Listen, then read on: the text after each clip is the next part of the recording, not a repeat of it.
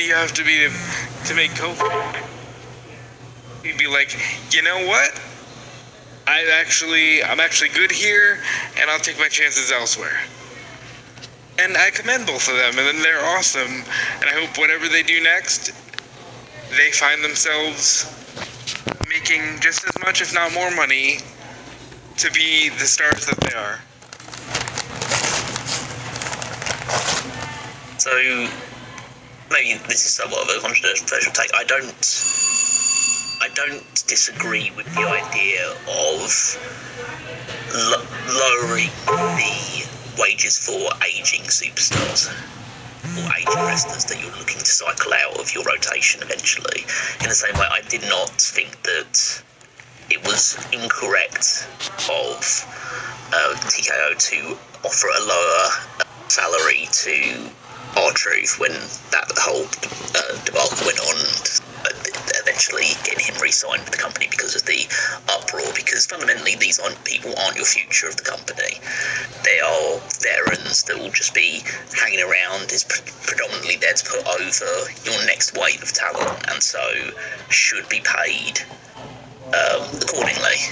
Like, you reach your peak at a certain point, and that's when you're paid the most, and then it starts to drip down once you become less of a drawing talent and more of someone who is there to help support the next generation of talent coming forward.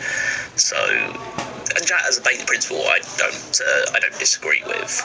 I more disagree with just the general approach that TKO is taking, where WWE wrestlers are already severely underpaid for what they do compared to other professional athletes in the NFL, NBA, Premier League soccer, all of that stuff, where like a large percentage of any organisation's revenue goes on to player wages and salaries, whereas in WWE it's like significantly, like, you know, I think I saw some figures where it said like NFL would pay about something between 45 and 50% of its organisations are on to, of its revenues go on to player costs, whereas in WWE it's about 10 to 15%.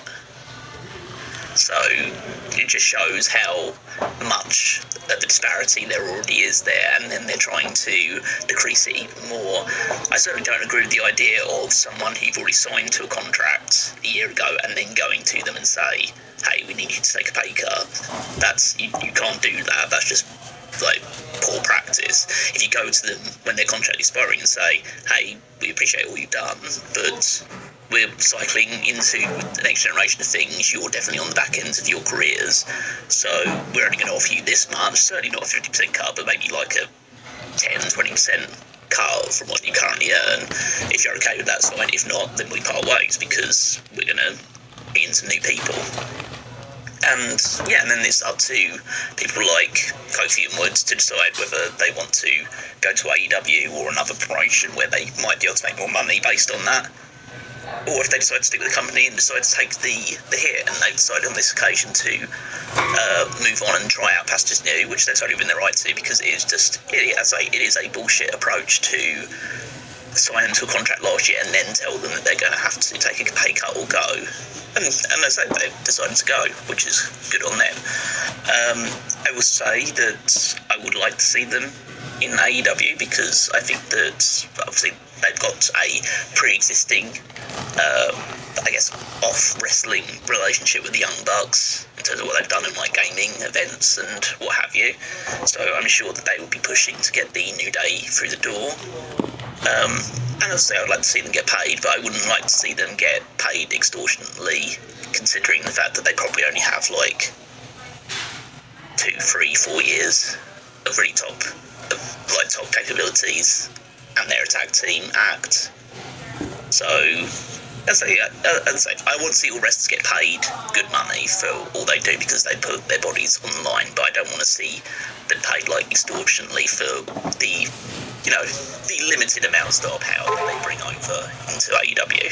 It's obviously a certain amount, it's more than a lot of other factions or groups would bring in, but it's not like... I I would say you It's not pay like signing Roman. extortionately. Yeah, exactly. Yeah. That's not as big of a game changing thing. So pay them well, pay them more than WWE are willing to do, because you want to send out like a good faith message, and also because you say all wrestlers should be paid more regardless. But don't feel like you need to pay them more than pretty much, like, I don't know, probably within like somewhere between the top third, around about that level, should probably be fair enough, I think, for them.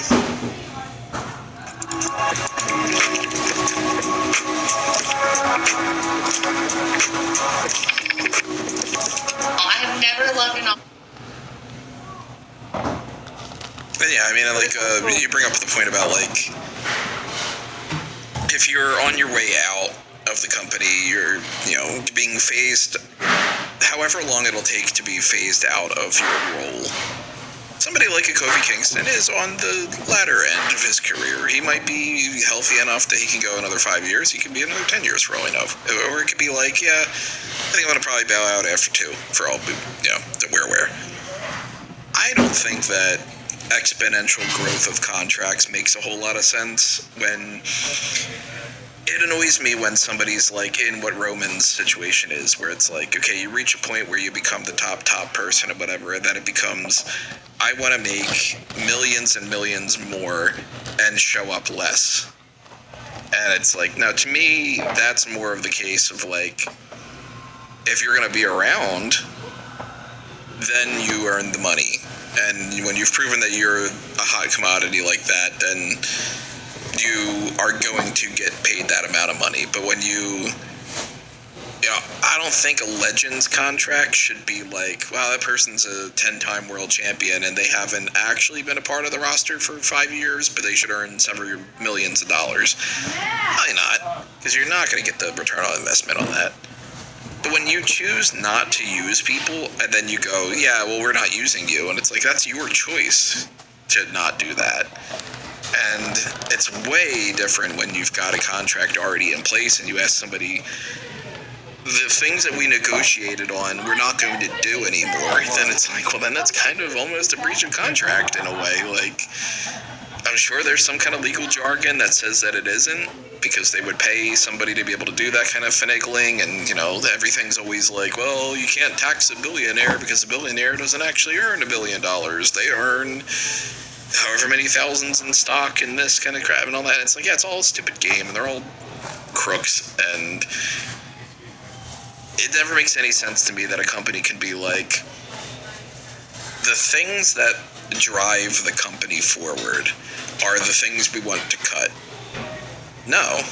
If you got rid of all the people on the roster, people aren't going to watch WWE to see Nick Khan. If you're in the situation where this company isn't making enough money, executives should always be the first people to take a pay cut. Fuck you guys. You do not deserve to have a 4th yacht and then fire people to be like, we can't afford all those video editors, but I need a raise. Fuck you. We really need a revolution in this country to just be like, all right, we need more Luigis. And, show people that that's not right. I already gave my opinion about I wanted New Day to be in AEW and all. Jason Mateo and Tonga Loa being a part of the SmackDown roster, be bringing up the whole SmackDown idea of being different, that just killed off basically the whole point of the MFTs. And I'm not going to say that I didn't see at least some of that coming. Like, Tonga Loa from the very start was brought in as like, yeah, this is going to be the guy that we have take the pinfall in all these matches. We want to have a big group of more bloodline people, but we're not really going to be serious about pushing Camacho. Yeah, I get why they released him. Cobb, they never gave a chance to. And now there's some reports about that he wasn't supposed to be a part of the faction. Oh, no shit. It's probably because he's not one of the fucking Anoa'i people. And then, I don't know why they decided to put him in that spot and then have him immediately start losing and stuff. And it's like, okay, you gave him no chance. They couldn't even trust Tonga Loa with that. That's because that's why. No, but here's the thing with the MFTs, and I've said this privately to at least Tony, so I don't feel like I'm stretching here when I say, while everyone didn't like the Wyatt 6 MFT feud, I've said, yeah, that's a thing I could see. Like, if I was doing fantasy booking and I had those two teams, yeah, I might go, yeah, cool, they're gonna feud. Survivor Series match or something. Yeah, it would make sense, at least. But to watch, like, 2/3 of that entire program get shelved when they were getting significant TV time. This isn't like the Machine Guns Johnny Gargano thing where they were doing kind of backstage skits. These two teams were getting a lot of time, and I think it just more speaks to, oh, we're not gonna, like, we're going back to a time where even if you're top tier or top of the card, it doesn't matter. Like, this is a business. These are just bodies. We're cycling them out. And I'm not saying I agree with that, but I'm saying that's the vibe I'm getting from them here. Your teams are racing to transform work with AI agents. And all these AI agents with varying degrees of safety and expertise are vying to access one thing, your highly... I am very curious when we're going to get to a point where they're going to, because it'll happen. It might not happen for another, 3 years, 5 years, 10 years, or whatever, but it will happen at some point where they're going to go, is there a way that we can just put WWE 2K footage out there? And can we just, have a segment dedicated to, we'll call it the whatever spectacle, or, the showcase spectacle, blah, blah, blah, or, and it's like, what about an AI thing? Hey, Andre the Giant versus Undertaker, this is what we would have booked. And then they don't actually pay anybody for anything. And then they're like, we don't need actual roster members, I've been saying that for years, ever since, remember when holograms were a thing? And it was like, hey, we're going to do a Tupac hologram concert. When that technology was out there, I was like, oh, we're going to get Andre versus Taker at a WrestleMania, and they're just going to do that. And I'm even more certain now with the way that they're like TKO across both UFC and WWE is just like head first into the AI thing. We'll get there eventually, unfortunately. Because in their minds, they're like, well, wrestling doesn't need wrestlers. Just absurd. All they care about is profit. Yeah, and, it doesn't work for everybody. Eventually it collapses. Again, not to be the one that's certainly not defending this, but to add a touch of more realism, I think. They're not. What they're doing is a really arse backwards way of what they should be doing, which is, or should have been doing for a long time, which is concentrating more attention on the youth movement and putting younger wrestlers forward first and developing wrestlers and giving them the opportunity to move up from NXT, rather just being growled in NXT and just left to fester there for 5, 6, 7 years at a time. They're actually just mobilising people a lot faster. And I was like, that is what they should have been doing, because in a weird way,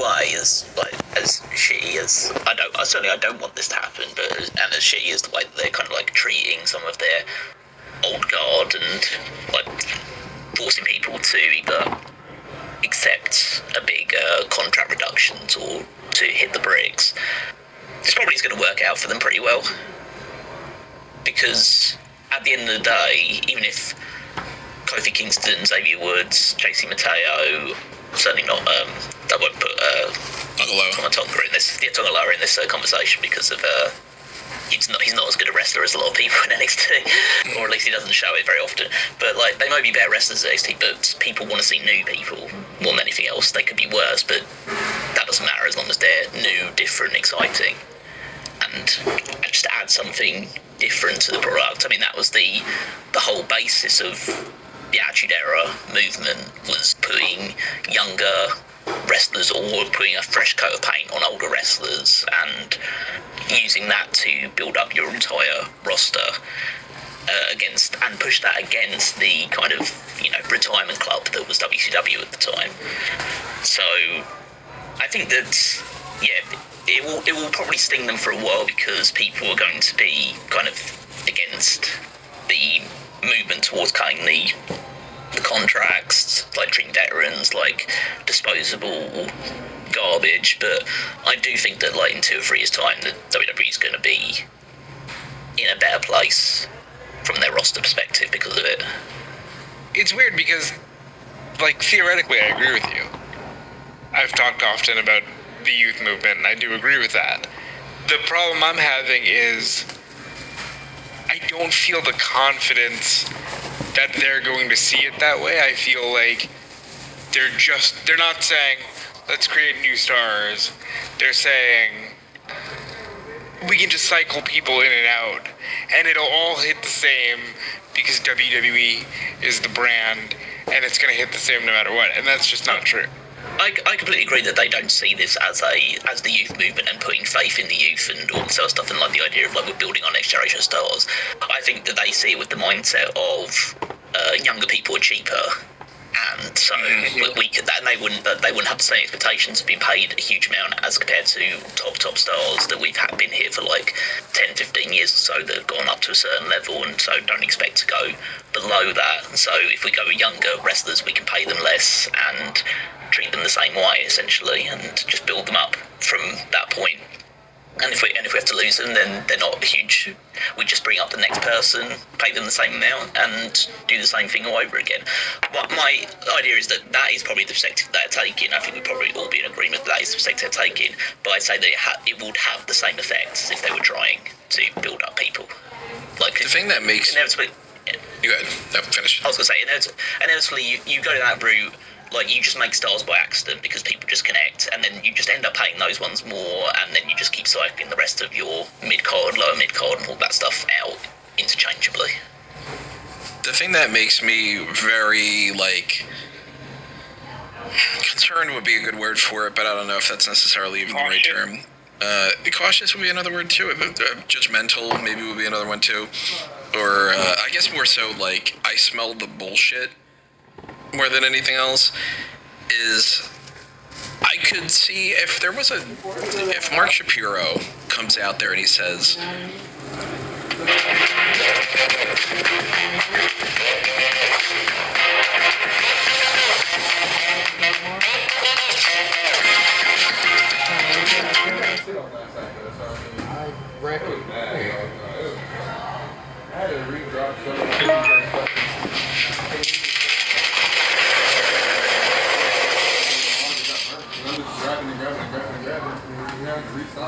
we don't think that the amount of years that we're going to get when we renegotiate contracts with certain older talent is going to be financially beneficial for us, and we want to focus that money on building new stars and do that kind of thing.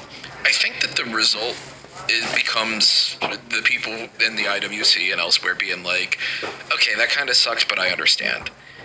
But instead, what we keep hearing are things like he had something recently where he was like, I'm paraphrasing, but this is the non-corporate speak version of what he said. So this is really what he said. It's just that he didn't say these words exactly. Everybody's bitching and complaining about all of our ads. Well, you know what? Fuck you. Eventually you'll stop bitching and complaining because you'll get used to it. Look at all these other people. They put a bunch of ads on their stuff too, and eventually everybody got used to it.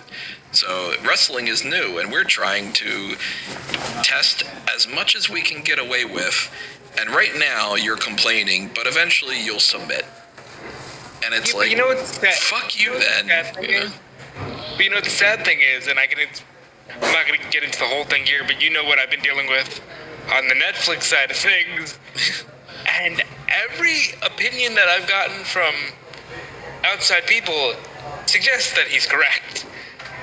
Hey, why don't you just find another way? Just bend the knee. Just deal with it, and then you won't have to stress about it. Instead of it being like, hey, you know what? Why can't the thing just work the way that it's supposed to? So he's not wrong. He's not wrong, and it's like, he's not incorrect in saying, I'll take advantage of you and most people will fucking suck it up.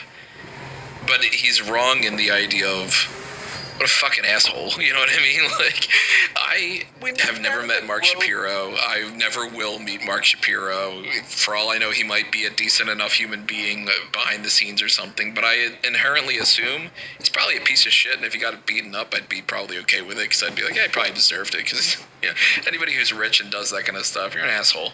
And, like, I've seen so many things recently about people being like, I don't remember the account and stuff, so, if you're out there and, I'm talking about you, I'm sorry, I can't give you a shout out or whatever, but, like, somebody being like, oh, I went to, like, Starbucks the other day, and the person who was giving me my order went ahead and already put the money that was the change in the tip jar. And I didn't say that they could, and then they tried to argue, you don't really want your 80 cents back, do you?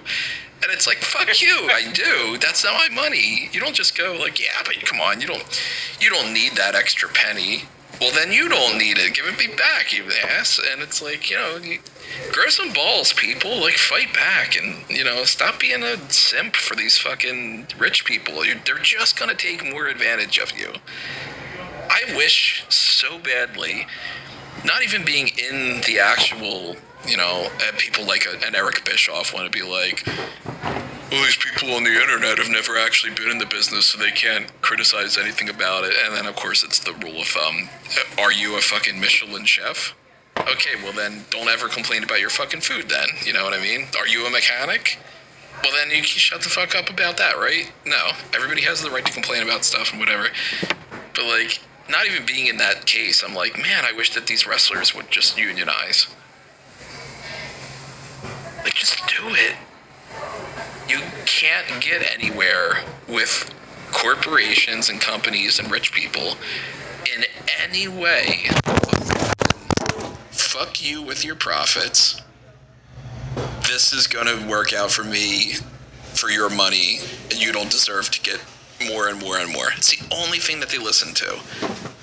So if I were in the WWE superstar side of things, there's going to be cases where people are like, well, I don't know if I can make that amount of money elsewhere, so I'm going to take the 50% pay cut because I don't think I can make that much money. If I'm making $2 million, they ask me to make $1 million, and I don't think I can make $1 million elsewhere.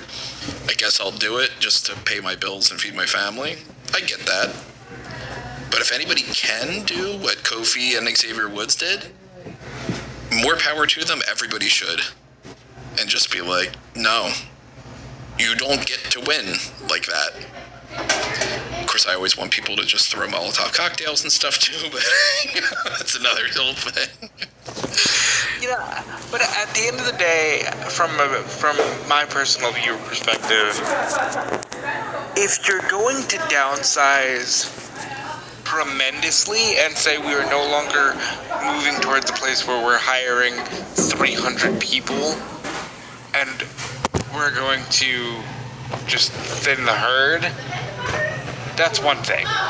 If you're just going to start saying, we're not going to do that, but we want you all to take less money, and if not, we'll just replace you with another warm body, that's where I kind of go, okay, fuck you then. Like, and also, you can't do that when you're talking about each quarter you're making more and more profits. If you're like in 1995 and the company is struggling, I don't have enough money to pay you. Oh, that's a little bit more understanding. If you're like, hey, we made even more money this time around, and because of that, I don't have any money, that's not how that works. You're either making more money and you have more money to spend, or you're not.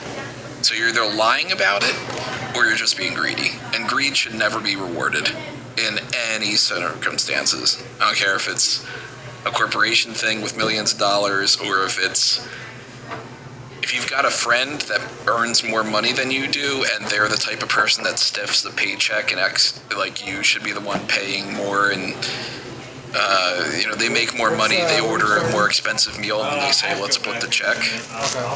No, dude, you pay for what you're doing for you. You don't order the surf and turf, and I order fucking free bread, and then you go, how about we split it? No. Pay the tip. Do you currently receive government benefits such as Medicaid, SNAP food stamps,